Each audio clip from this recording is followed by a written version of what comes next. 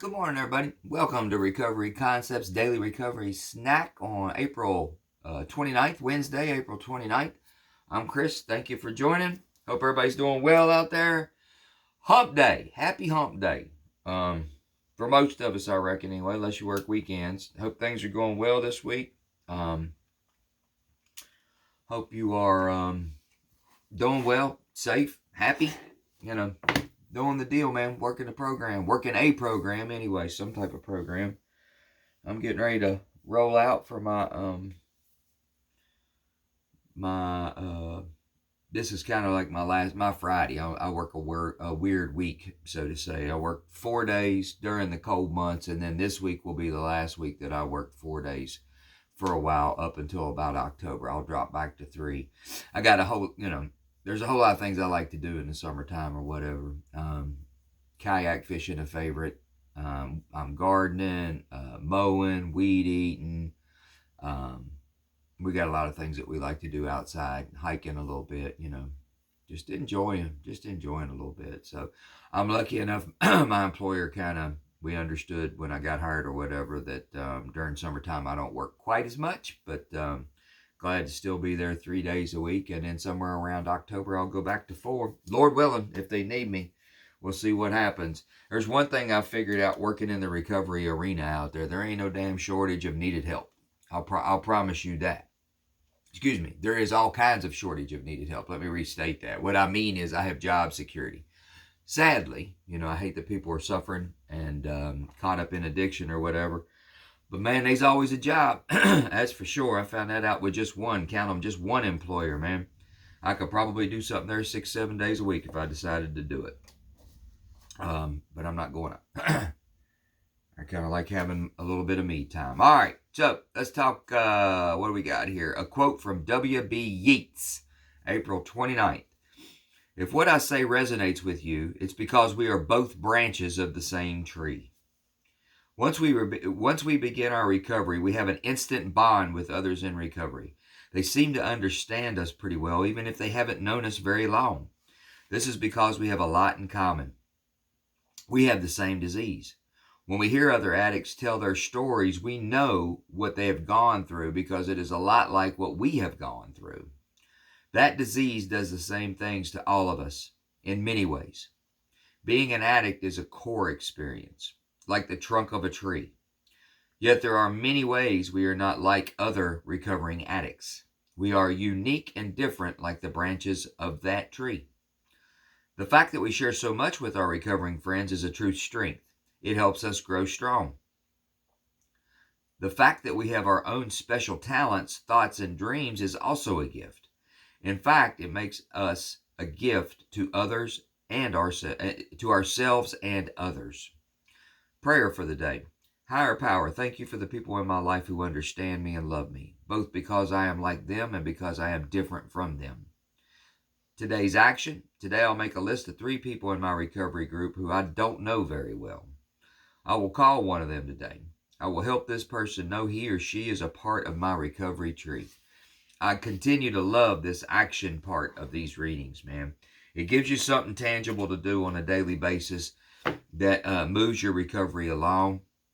And more times than not, either steers you a little closer to your higher power or your recovery group of friends, which both, in my humble opinion, are really good things to be tethered to and linked to on a daily basis.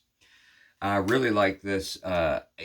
It absolutely resonates with me how addicts in general have so many things in common. I think it's one of the things that that caught my attention when I first started hanging around the rooms, which I did not want to be a part of, by the way, 100%.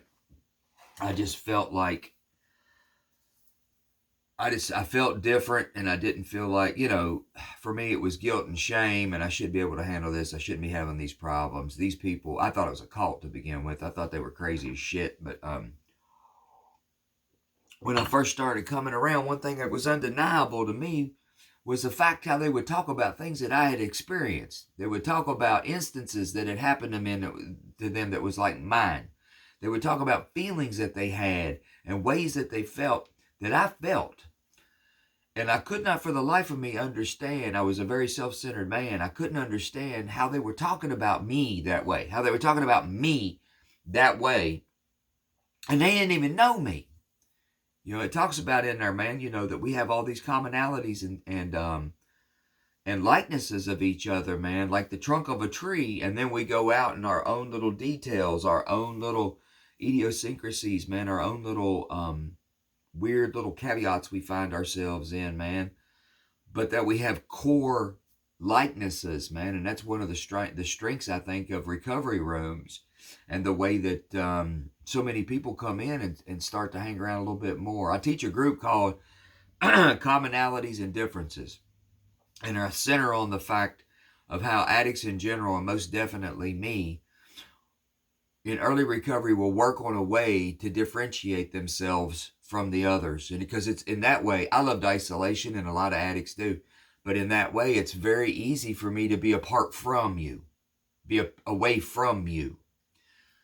And I center on people sharing a little bit about some kind of weird little fun fact about you, your hobbies, your profession, something you enjoy doing, something that I would not know about you if you did not tell me about you. And what we discover is there's a whole lot of things that we have in common in a group. And when I have commonalities with an individual, it's much easier for me to be a part of what's going on. And it's a little bit harder for me to be apart from what is going on. Isolation's not good for me, and it never was. I consider myself healthy enough these days to have quote unquote bubble time. I call it bubble time, where I got to wind down. I love my wife. I don't want to be, I love my mama. I love my pops, man. I don't want to be around anybody.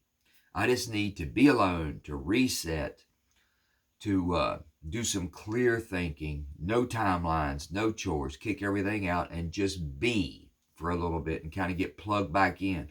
And a lot of that for me has got to do with my higher power. But that is not what I was doing in isolation during active addiction. More times than not, I was trying to work out how I was going to fix whatever wrong had happened again, or inconvenience, or whatever I got caught at. And isolation helped me to rationalize also how it was completely normal. It'll never happen again. And this is how I'm going to fix it this time.